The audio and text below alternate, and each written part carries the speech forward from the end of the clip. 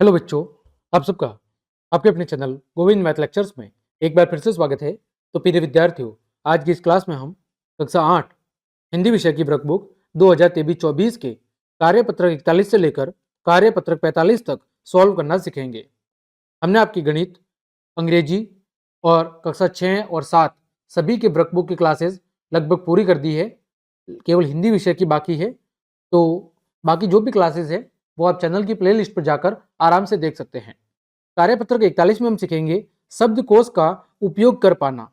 शब्दकोश क्या होता है? जिसे हम साधारण भाषा में डिक्शनरी कहते हैं, जिसमें सभी शब्दों के बारे में जानकारी होती है। ठीक है, और उसमें जो सभी शब्द होते हैं वो क्रम के अनुसार जमे होते हैं।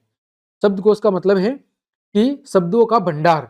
क्या है? शब्दों का भंडार। जैसे शब्दकोश में पहले अ पर जितने भी शब्द आते हैं वो लिखे होंगे, फिर आ पर शब्द आएंगे वो, फिर ई पर, फिर बड़ी ई पर, इसी तरह ऊ पर। इसी तरह शब्दकोश के अंदर सारे जो वर्णमाला के अक्षर होते हैं उनके क्रम के आधार पर, उस पर आधारित जितने भी शब्द बनते हैं उनकी पूरी जानकारी दी होती है। देखो पहला प्रश्न, ये सभी एक कक्षा के विद्यार्थी हैं, उनका नाम उपस्थिति पंजिका में लिखना है। किसमें लिखना है? विद्यालय का जो डेली अटेंडेंस रजिस्टर होता है उसमें। आप इन नामों को शब्दकोश के क्रमानुसार लिखकर शिक्षक की मदद करें। आपको क्या करना है? इन सभी बच्चों के नाम शब्दकोश यानी जो डिक्शनरी में क्रम होता है उसके अनुसार लिखने हैं। देखो कई सारे विद्यार्थियों के नाम दिए हुए हैं, जैसे गोविंद, उदयराज, देवशंकर, सुनीता, गायत्री, गुलनाज, हेमनाथ, हरदेवी, दीपक, अविनाश, दीपेश, पूरण, आशा, मनीष, बन्नाराम, सागर, अमित, विमलेश, कविता और राहुल। तो सबसे पहले क्या आएगा? अ पे क्या नाम दिया हुआ है? अमित। दूसरा किस पे आएगा? दूसरा आएगा अ पे अविनाश। फिर तीसरा नाम आएगा आशा, अ के बाद आ। चौथा नाम आएगा उदयराज। पांचवा नाम आएगा कविता। छठा नाम आएगा गायत्री।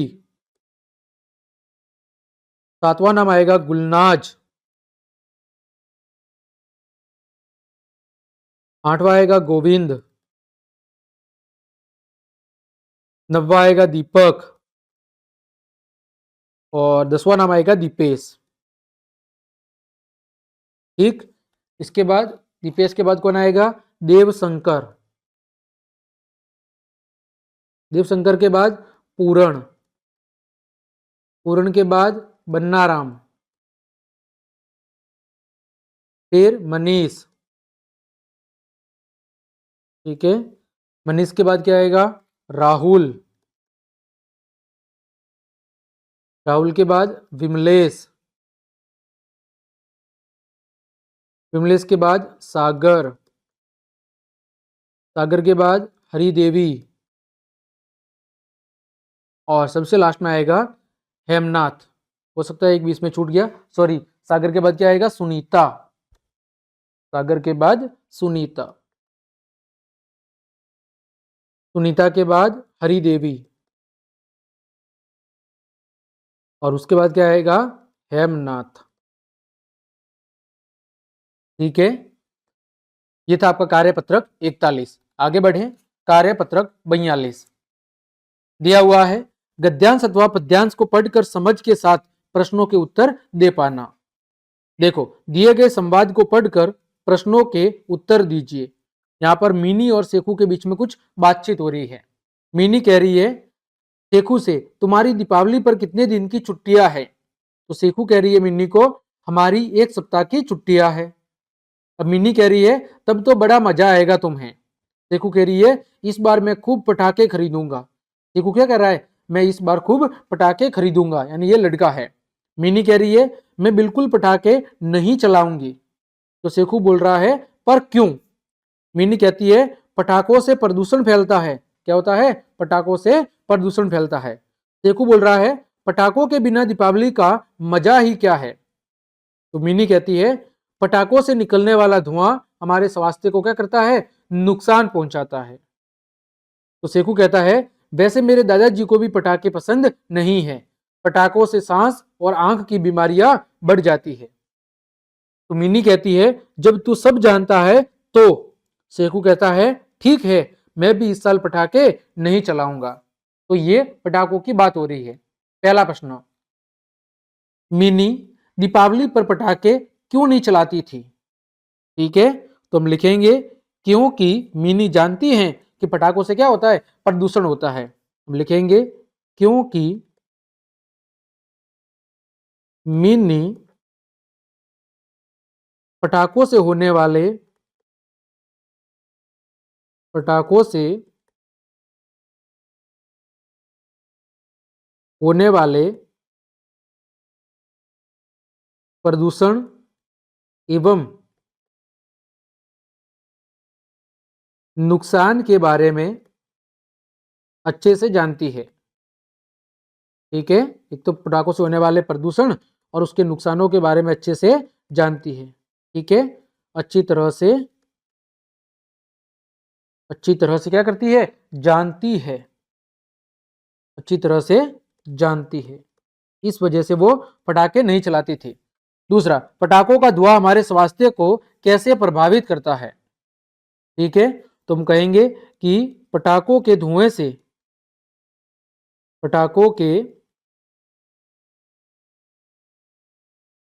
से सांस, लिख सकते हैं सांसों एवं आंखों की बीमारियां होती है।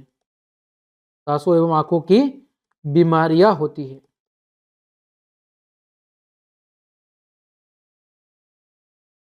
ठीक, अगला, मैं बिल्कुल पटाखे नहीं चलाऊंगी किसने कहा है? ये किसने कहा है? ये कहा है मिमी ने। तुम लिखेंगे कि यह कथन मिमी ने कहा है। किसने कहा है? यह कथन मिमी ने कहा है। चौथा, आप सब दीपावली कैसे मनाते हैं? तो हम लिखेंगे कि हम दीपावली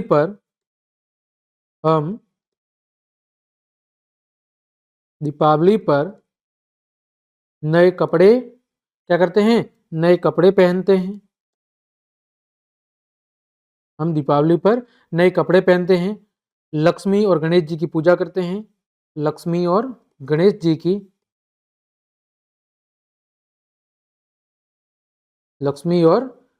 जी की क्या करते हैं? पूजा करते हैं। और क्या करते हैं? और मिठाइयाँ खाते हैं। और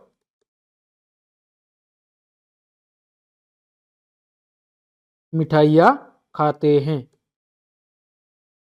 ठीक है, पांचवा, कौन कौन से प्रदूषण से हम और हमारी धरती प्रभावित हो रही है?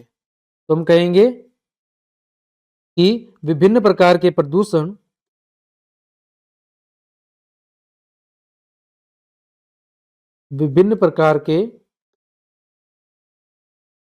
प्रदूषण जैसे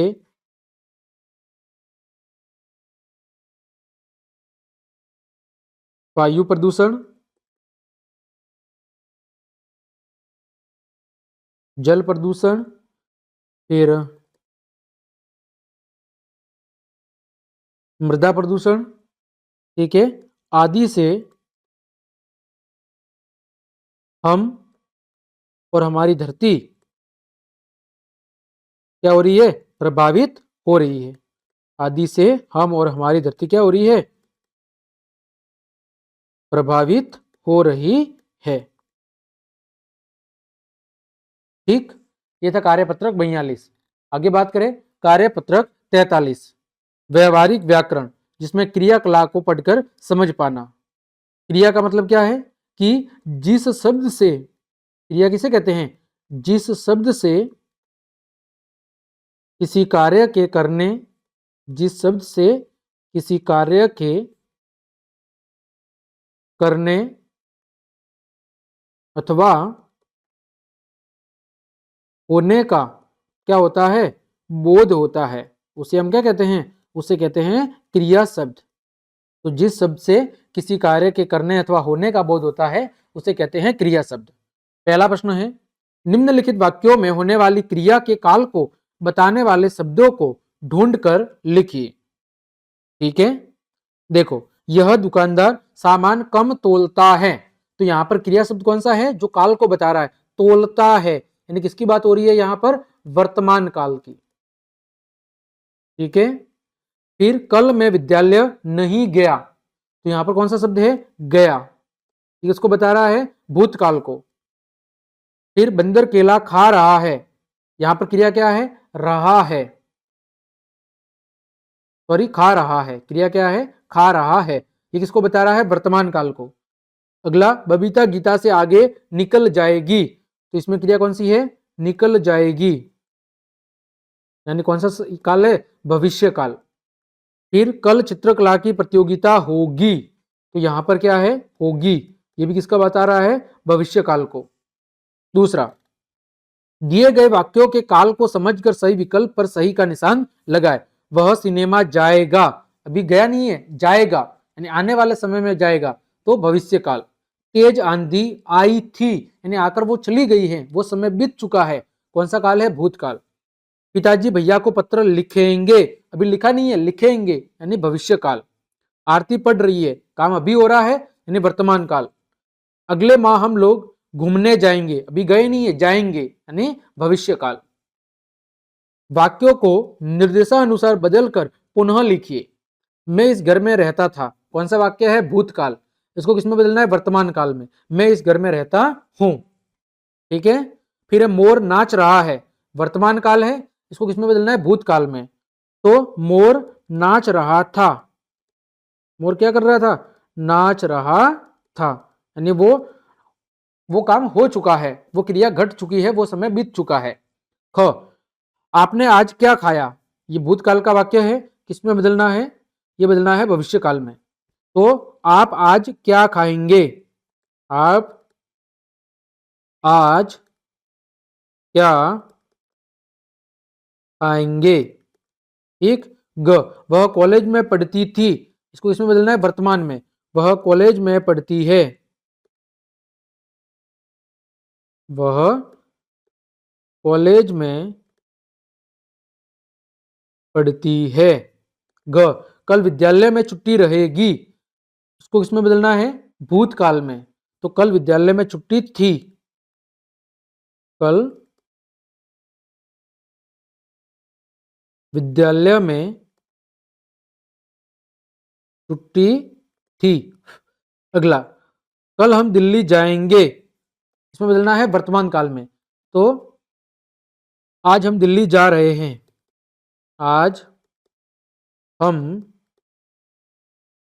दिल्ली जा रहे हैं। ठीक है, आगे बढ़े, कार्यपत्रक 44, पढ़ी गई विषय वस्तु के आधार पर अपने अनुभवों से संवाद लिख पाना। ठीक है, देखो यहां पर लाख की चूड़ी और कांच की चूड़ी के बीच बातचीत हो रही है, किसकी चूड़ी, एक है लाख की चूड़ी और दूसरा है कांच की चूड़ी। पाठ के अनुभवों के आधार पर संवाद को आगे बढ़ाकर लिखिए। देखो यहां पर हो सकता है कुछ आपको धुंधला दिखाई दे रहा हो, तो यहां पर लिखा हुआ है कि मैं कांच की क्या हूं, मैं कांच की चूड़ी हूं, मैं क्या हूं, मैं कांच की चूड़ी हूं। ठीक है, मैं कांच की चूड़ी हूं, मैं देखने में बहुत सुंदर हूं, मेरे और भी कई गुण हैं, क्या आप इन्हें लिखेंगे। अब देखो लाख की चूड़ी क्या कह रही है कि मैं लाख की चूड़ी हूं, मैं भी देखने में कम सुंदर नहीं हूं, थोड़ी महंगी तो हूं, पर मेरे और भी कई गुण हैं, क्या आप इन्हें लिख पाएंगे। यानी हमें कांच की चूड़ी और लाख की चूड़ी के गुण लिखने हैं। देखो तो हम गुण क्या लिखेंगे, यहां पर हम बात कर रहे हैं कांच की चूड़ी की, और दूसरे भाग में किसकी चूड़ी की बात कर रहे हैं, तो वो है आपकी लाख की चूड़ी, इनके हमें गुण लिखने हैं। देखो तो आजकल सभी कांच की चूड़ियों को ही पसंद करते हैं, हम क्या लिखेंगे कि आजकल आजकल ज्यादातर लोग कांच की चूड़ियों को ही पसंद करते हैं, कांच की चूड़ियों को ही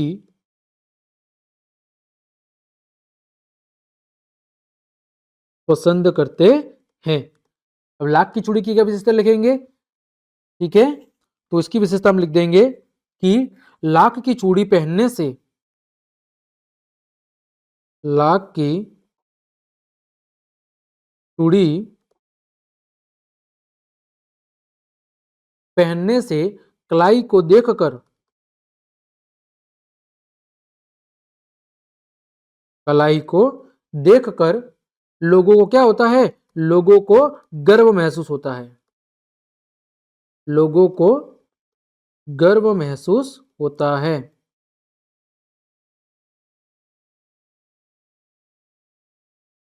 ठीक है, अगला है, अगली विशेषता लिखेंगे कि बाजार में कांच की रंग बिरंगी चूड़ियां सभी को क्या करती है? आकर्षित करती है। हम लिखेंगे बाजार में कांच की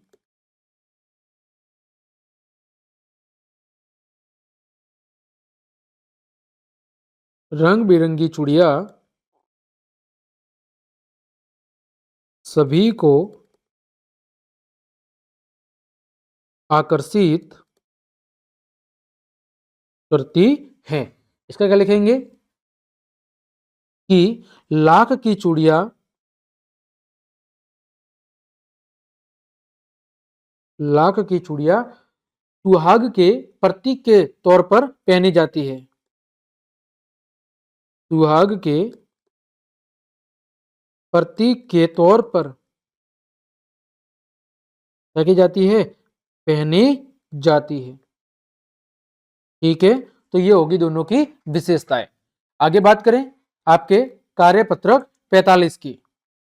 पोस्टर और विज्ञापन को देखकर क्या है कि पोस्टर और विज्ञापन को देखकर पढ़ना और दी गई जानकारी और तथ्यों को समझना। पोस्टर और विज्ञापन को पढ़ना और नीचे दी गई जानकारी को और तथ्यों को क्या करना? समझना। तो देखो, अब आपके सामने जो पोस्टर दिया गया है वो क्या है? पोस्टर है, देखो, मुखौटा बनाना सीखें, फीस 200 रुपए, पहले आए पहले सीट पाए, उम्र की कोई सीमा नहीं। कब है? दिनांक 12/12/2024 को। समय है प्रातः 10 बजे से लेकर 4 बजे तक। सामग्री क्या क्या लानी है? रंग लाल काला पीला, ब्रश 2 गोल और 2 चपटे, चार्ट पेपर 5 अलग अलग रंग के, 4 नंबर है गोंद 200 ग्राम, 5 नंबर है कैंची। स्थान है पंचायत भवन, किनारी बाजार, जोधपुर, राजस्थान। अब हमें इस पर आधारित प्रश्नों के क्या देने हैं? जवाब देने हैं। देखो, प्रश्न क्या क्या है? सही विकल्प पर सही का चिन्ह लगाइए। मुखौटा बनाने के लिए इनमें से किसकी आवश्यकता होगी? कॉपी, पेंसिल, चार्ट पेपर और टेप। किसकी जरूरत होगी? चार्ट पेपर की। मुखौटा बनाना सीखने के लिए उम्र की क्या सीमा है? उम्र की कोई सीमा नहीं है, हर उम्र के लोग इसमें भाग ले सकते हैं। पोस्टर में पहले आए पहले सीट पाए का मतलब क्या है? इसका मतलब है कि वहां पर समय पर पहले आए पहले सीट पाए। इसका मतलब है, इसका मतलब यहां पर है कि सीमित क्या है? सीटें कैसी है? सीमित है। सीटें क्या है? सीमित है, क्योंकि ऐसा तो हो ही नहीं सकता कि जहां पर अनगिनत लोग समा जाए। लिमिटेड सीट होगी, तो जो पहले जाएगा उन्हें सीट आसानी से मिल जाएगी। अगला, मुखौटे से हम क्या क्या कर सकते हैं? प्रश्न क्या है कि मुखौटों से हम क्या क्या कर सकते हैं? तो देखो, मुखौटे से हम क्या कर सकते हैं? मुखौटे से हम नाटक में अभिनय कर सकते हैं, किसी को डरा सकते हैं, किसी की नकल कर सकते हैं। तो हम लिखेंगे कि मुखौटे से हम नाटक में अभिनय कर सकते हैं। हम नाटक में अभिनय कर सकते हैं, किसी को डरा सकते हैं, किसी को डरा सकते हैं और किसी की भी नकल कर सकते हैं, और किसी की भी नकल कर सकते हैं। तीसरा, मुखौटा बनाना सीखने के लिए पोस्टर में दिए गए स्थान का नाम लिखिए। स्थान का नाम क्या था? स्थान का नाम था बच्चों पंचायत भवन, पंचायत भवन, फिर किनारी बाजार, किनारी बाजार, जोधपुर राजस्थान, जोधपुर राजस्थान। चौथा, लाल और पीले रंग को मिलाकर कौन सा रंग तैयार होता है?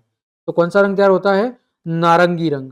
लाल और पीले को जब मिलाते हैं तो नारंगी रंग तैयार होता है। तो इस तरह बच्चों हमने कार्यपत्रक 41 से लेकर कार्यपत्रक 45 तक सभी को बहुत अच्छे से सॉल्व करा दिया है।